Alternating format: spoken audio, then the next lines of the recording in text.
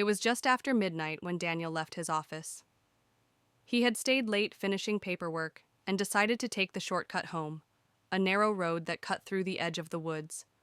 He had driven it hundreds of times before, but that night something felt different.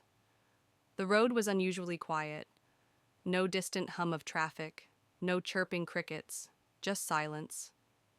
He rolled his window down slightly and immediately regretted it.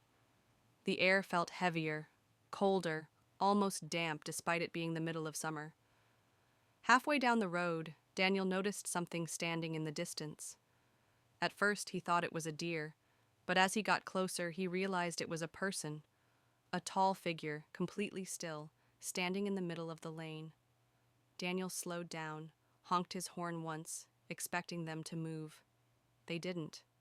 He could barely make out details through the darkness, only that the figure was pale and facing directly toward him. His headlights illuminated them fully as he pulled closer. It was a man, shirtless, his skin unnaturally white and stretched tight over his bones. His eyes were wide open, reflecting the headlights like an animal's, and his mouth hung slightly open as if mid-scream, yet no sound came out. Daniel stopped his car about 10 feet away. Something deep inside told him not to get any closer. Then, without warning, the figure slowly tilted its head, almost mechanical, and began walking toward him. Daniel's heart pounded as he slammed the car into reverse, tires screeching on the asphalt. He backed up as fast as he could, keeping his eyes locked on the figure. It didn't run, it didn't stumble, it just walked steadily toward him, its gaze never breaking. When he finally gained enough distance, he shifted into drive and floored it, racing past where the man had originally stood. He glanced into his rearview mirror, expecting to see him shrinking into the darkness. But there was nothing.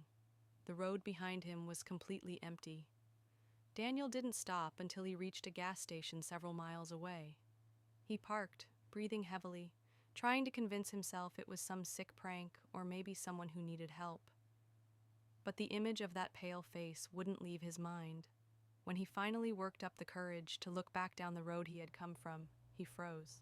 The same man was standing under the gas station's single streetlight, completely still, facing Daniel. His mouth was still open, still silent, and his head was still tilted at that same unnatural angle.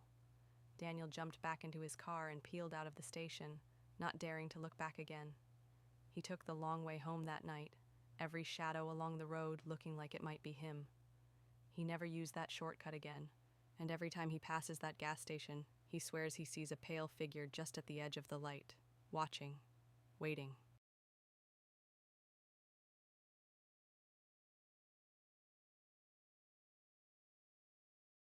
Subscribe for more.